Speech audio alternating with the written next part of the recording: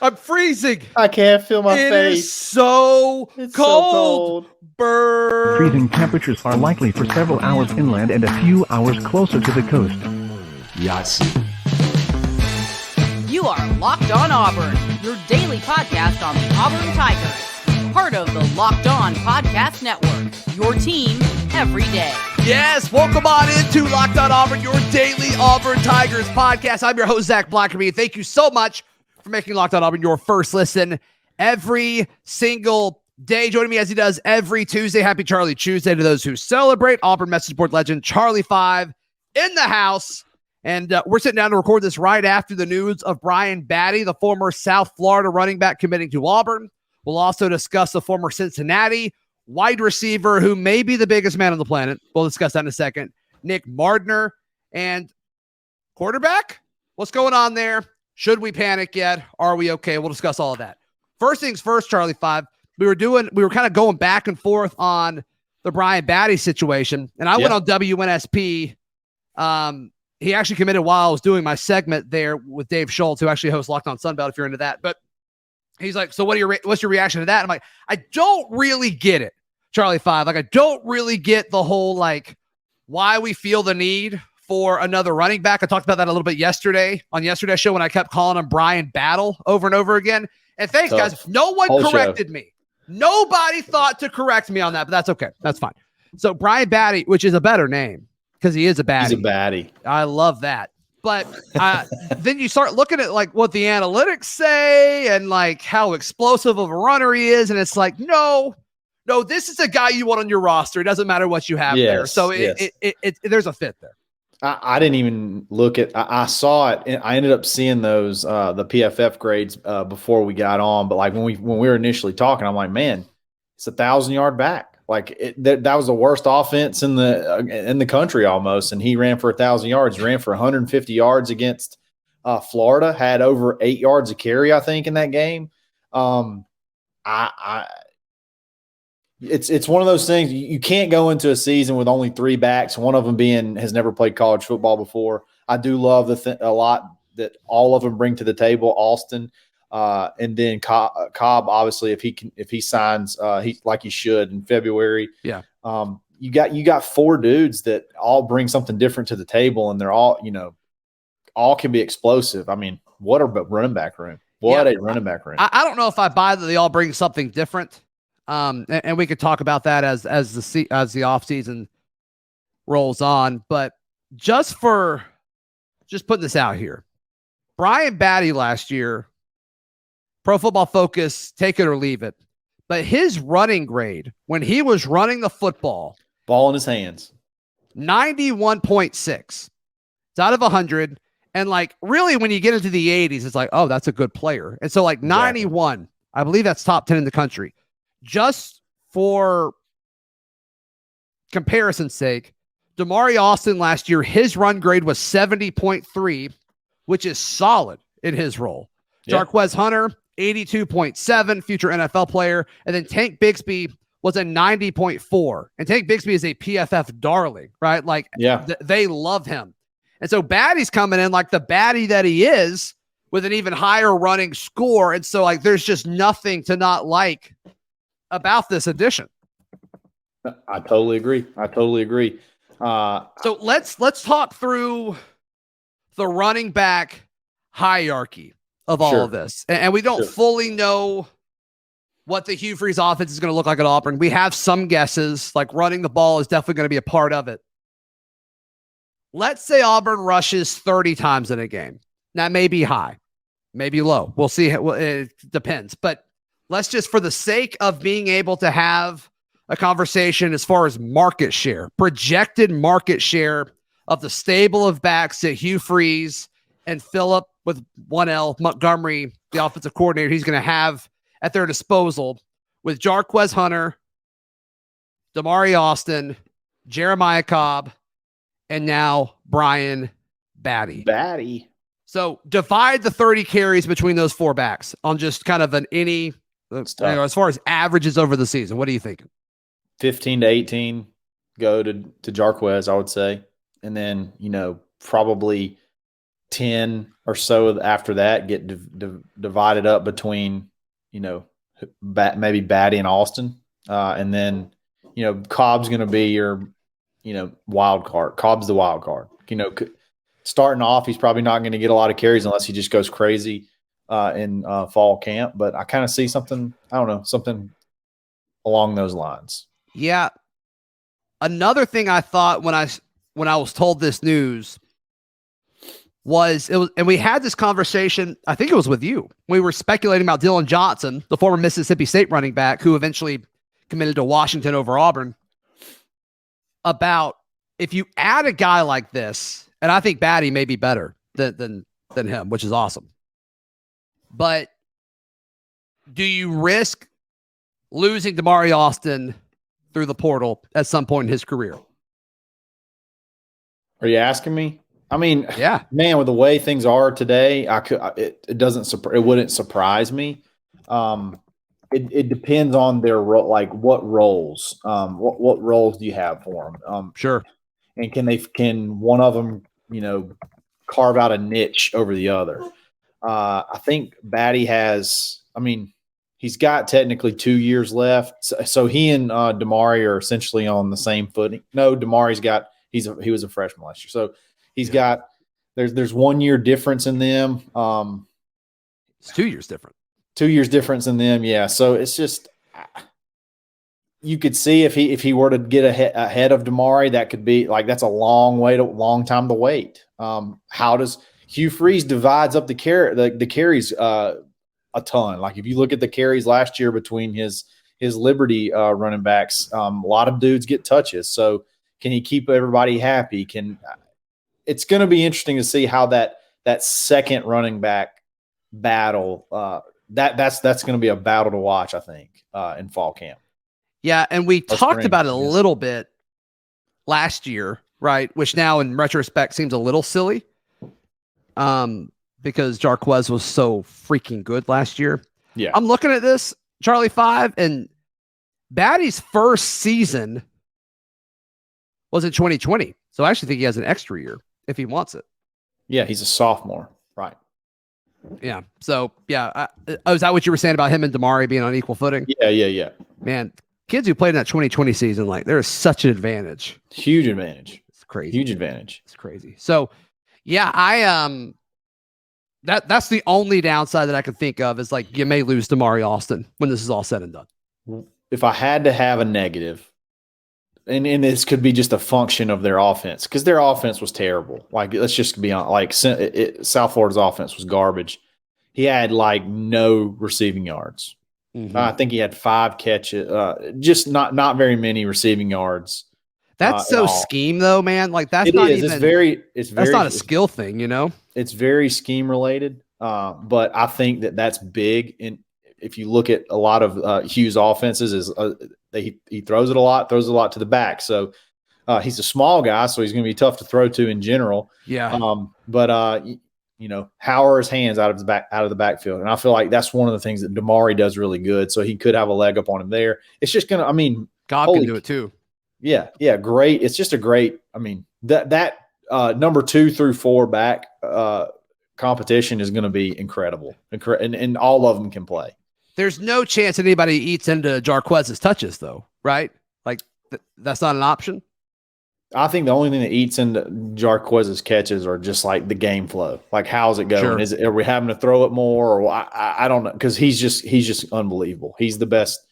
He's going to be – there's nobody that can touch him out of these 3 guys. They can't hang with him. So, if he's hot, you're going to keep feeding him.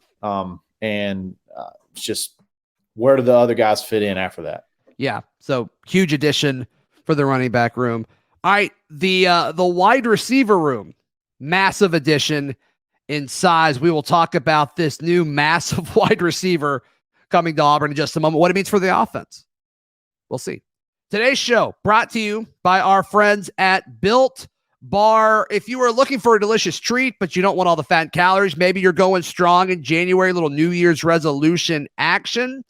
Built Bar is the first and last option you need to be looking at. It's sweet. It's delicious. You can have a little crunch. You can make it savory. They've got all types of different options, all kind of different flavors for whatever you want. They have the fruity flavors. They have the chocolate peanut buttery flavors. They've got the coconut stuff. If you're into that, I am not nuts for coconuts, but a lot of people absolutely are. And so Built Bar's got something for everyone. And all their bars are covered 100% fully coated in rich, delicious chocolate, which is delicious and refreshing, if you know what I'm saying. But seriously, check it out. It's all high in protein, low in calories, low in sugar, but very high in deliciousness. And now you can get them out if you're, for some reason, we're afraid to go to built.com. They have them at Walmart and at Sam's Club. And so if you're a member of the club, go check them out. And of course, you can get them at Walmart. So be sure to check our friends at Sam's Club and Walmart to help stick to your New Year's resolution. Check out Built Bar. All right, Charlie 5.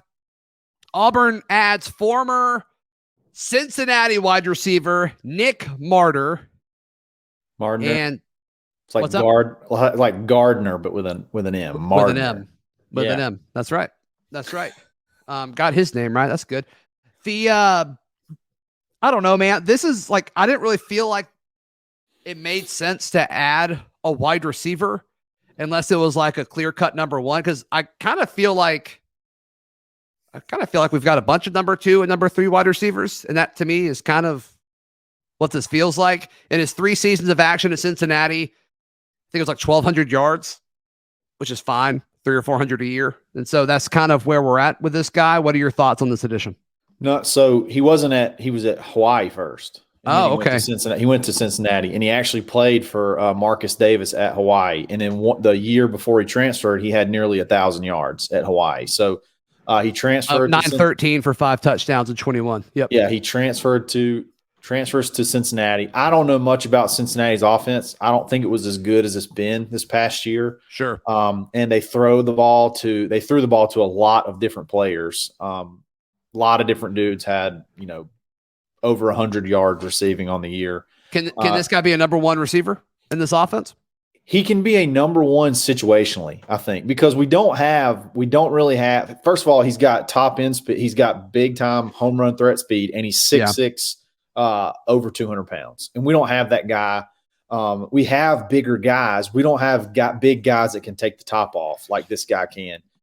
So I think situationally, like, he could be your top red zone. I mean, he could be a top red zone target, or he could be a top I just want to take a deep shot target. I mean, I don't know that he's just going to be your number 1 guy rolled out there starting over Camden Brown or whatever. But, I mean, think about this. Think about a red zone package with him, Landon King, Rivaldo, and Camden Brown. Like, and put Camden Brown in the slot. Put Camden Brown in the slot and put those 2 guys on the – I mean, that was one thing we always were concerned about, is all our receivers were like 6 foot or shorter. Yeah, they're all slot guys, right? And a ton of slot guys, like a roster full of slot guys. And you add a guy on the outside that you needed. You needed an outside guy who could, go up and get balls. I mean, just absolutely tower over your opposing DBs. I mean, I like it.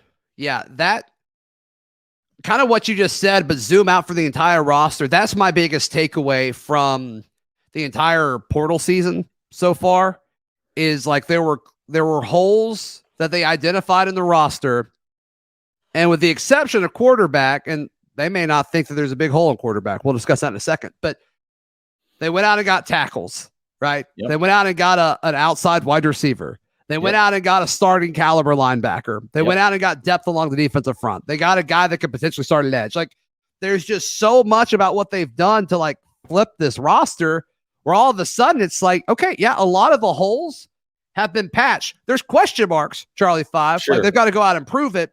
But on paper, you can see everything that they've done so far makes total sense, both with the high school kids coming into this class in 2023 and also with the portal guys coming in for more of now, focusing on winning in 2023. Like, both levels with the present and the future, all of it makes sense. And I don't know if I can't remember when we've ever really had that. Even with Gus, like, we were winning a fair amount, but like, we never really had that. I mean, the additions. Yeah, we didn't ever seem to fill needs. Like, you know what this is called? This is just called roster management. That's what this is. And it's doing it like it's doing it thoughtfully, doing it with a purpose, like you said. And you still have a couple of positions left that you want to hit, maybe one interior lineman, a quarterback, and then, maybe one of your best available guys. Maybe it's a pass rusher or another receiver or something like that. But yeah, you look at where you're weak. I mean, this is funny. This is hilarious. If we take one more interior lineman, okay? Yeah. We take one more interior lineman, which I think we will. You're going to add 8 to 9 I think it's 9 offensive linemen in one offseason. Okay. And then like the past 10 years, you took 3 or less in every single class. Like which is almost self-imposed. Like, how did we block anybody? My dad said, I don't know how we block anybody. Like, I don't even know how we suit up a offensive line roster based off of the self-imposed probation we put ourselves through for so many years. And then in one off season, you come in and say, okay, look, here's what we got to do. We got to bring in X amount of high school guys. And then we got to fill the big gaping holes with transfers. And we've done, and thus far we've done that. So it's just, I mean, we're getting excited over little things. We're getting excited over things that like just the everyday coach does. Like that's just part of what they have to do. And how have we just not had this at Auburn? It's amazing. How have we not had it? Idea. We haven't had it in a decade. And like, I don't even know if we had it before that. Like, did Chizik do that? Like, I don't think so. No, before Chizik, we were taking defensive linemen and turning them into offensive linemen. Like it's it's crazy to see a whole staff come together. And then, I mean, man, how excited, you're getting to see a lot of these young guys early go out and win battles in the portal, like Thornton. Holy cow. Like what have we found in him? Like it's unbelievable. And then you got Marcus Davis, Davis's first win at Auburn. First big win. I don't know, man. It's exciting, and the roster sort of coming together. You just got a couple more pieces, and still got time for those. I love it when Caddy gets one of his guys and he tweets out, "We got action." Yeah, I like that. Like, I just want to turn those tweets into a liquid and just pour it on. What's your favorite? What I mean? What's your favorite coach's bat signal so far? Other than Yahtzee's incredible. Oh yeah, like Yahtzee is like, I love so many levels. I loved Boom under Gus. Like I thought that was great. That was probably my favorite thing about Gus, other than the Waffle House shtick that he did for a few seasons there. But we got actions pretty great. I like that one. We got actions pretty great. And then Trevon Reed just saying like, or just putting eyeballs out. Yeah. And then everybody's like, Trevon, are we done? And he's like, we ain't done yet. Like that's pretty fun. He's it's become a game with him. I think the number of eyes could possibly be the commits. I got to go back. We got to go back and like check it. I think it was because we got three guys on Sunday. So that makes sense. So sometimes you got to look and you got to count them up, and that way you can figure out what's going on. So I do wish it was a little like with Gus, it was all like boom and however many exclamation marks there were. It was like that, how many people have signed or whatever. Yeah. It's a little all over the place. It's all over the place. It's like a shotgun, but like I'm okay with it. I'm fine with it. Yeah. But it's just kind of a lot sometimes. But that's you had the sneaky, is it Aldridge, the linebacker coach? You had the sneaky Aldridge tweet like late at night, and then DeMario Tolan, he gets announced like the very next morning from the Auburn account, which I think was hilarious. There was no like DeMario didn't put it out, and nobody. It was the Auburn University account that said "boom, sign." And we're like, "Whoa, that came out of nowhere." What do you think that discussion's like? Do you think that's just like DeMario's like, "I don't care, go ahead, that's fine." I think that's what it is. I don't think he cares. It's not a deal to him. He was ready to go. It's all business. He's a child. He is a huge kid. He and Cam Riley next to each other has all the upside on the planet. Unbelievable upside. So I wish he played more last year. That's my only wish. But like you said in your show yesterday, his best game that he had was Alabama, and it's encouraging. I mean, and they won that game. So did Bama lose? Did Bama lose to LSU? They did. They did. And I'm gonna say it was all DeMario Tolan. It was. What else would it be? He won the game. He won that It's game. 20 snaps. What else would it be? Are you kidding me? Yeah, exactly. Get out of here. Come on, of course. That is so They were very crazy. impactful snaps. Incredibly impactful. Let's talk quarterback in just a moment. Should we be panicking? That's next right here on Locked On Auburn. Want to tell you about our Locked On Auburn Discord. If you have not joined it, you need to. It's a ton of fun, especially as we're getting all of these. It's a lot of freeze emojis, so be sure to check that out. It's free. All you have to do is click the link in the episode description down below, whether you're watching on YouTube or listening on Spotify, iTunes, or wherever you get your podcast. Charlie 5. There was all this talk about, Grayson McCall. That didn't work for one reason or the other. He's not even in the portal anymore, I don't believe. Then Spencer Sanders was the next one. He was supposedly supposed to visit this past weekend. Nobody really thinks he did. Looks like he was in Oxford. That's what the rumors are anyway. Yeah. There's not like this obvious path of, okay, we're going after this guy right now. What do you think that means, Charlie 5?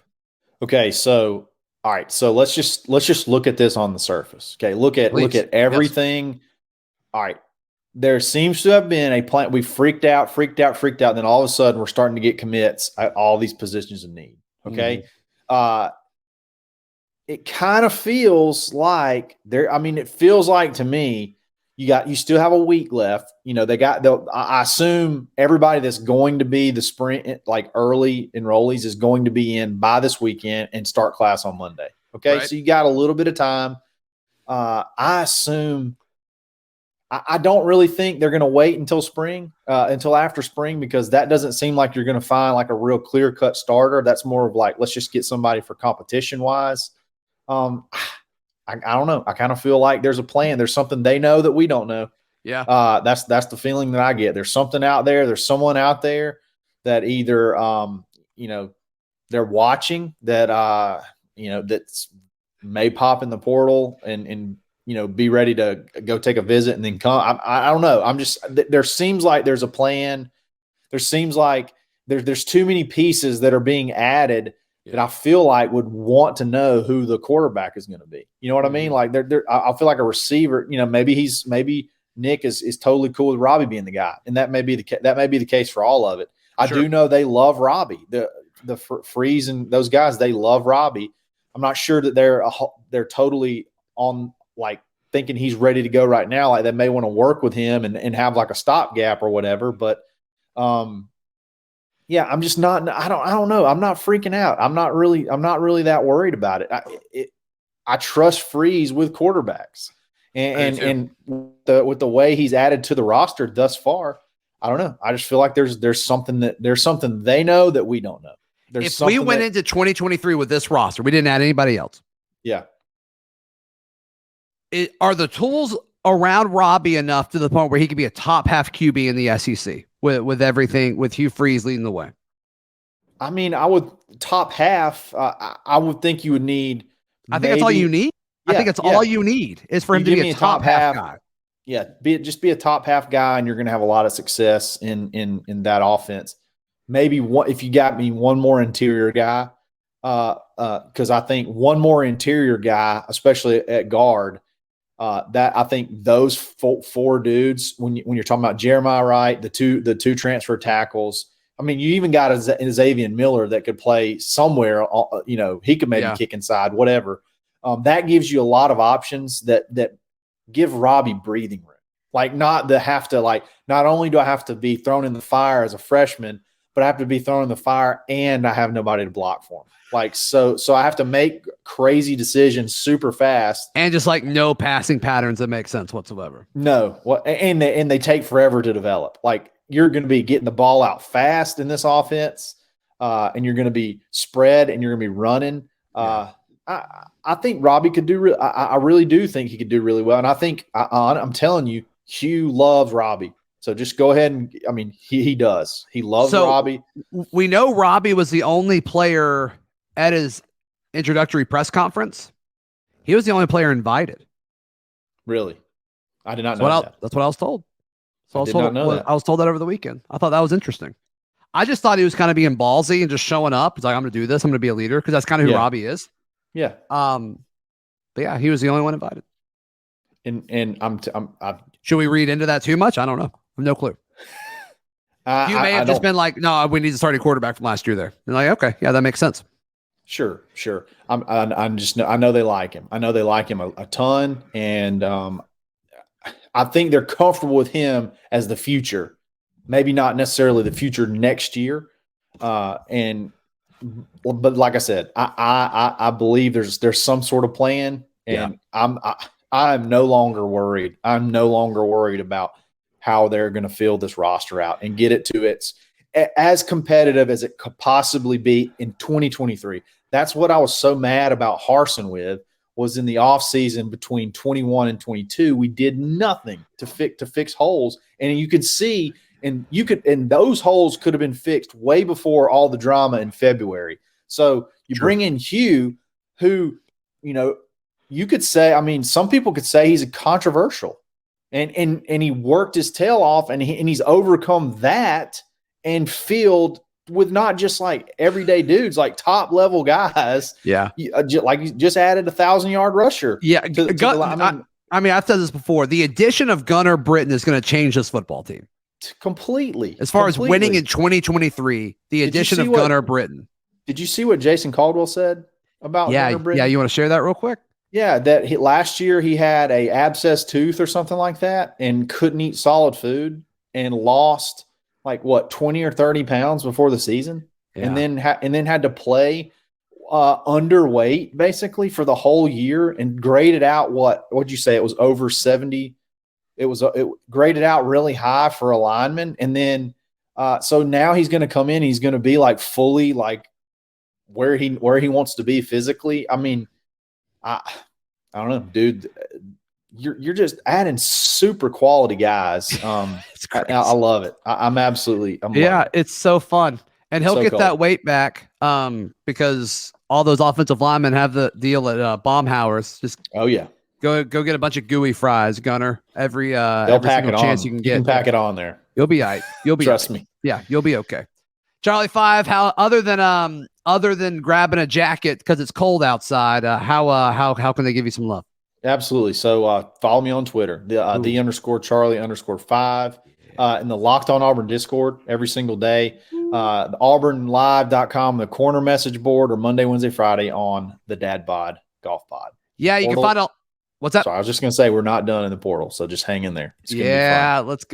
Let's go. And if something happens late Monday night, we'll touch on it soon. We got to watch the national championship game. But thank you so much, Charlie 5. You can find all my written work at auburndaily.com, and we'll see you tomorrow. This has been Locked On Auburn.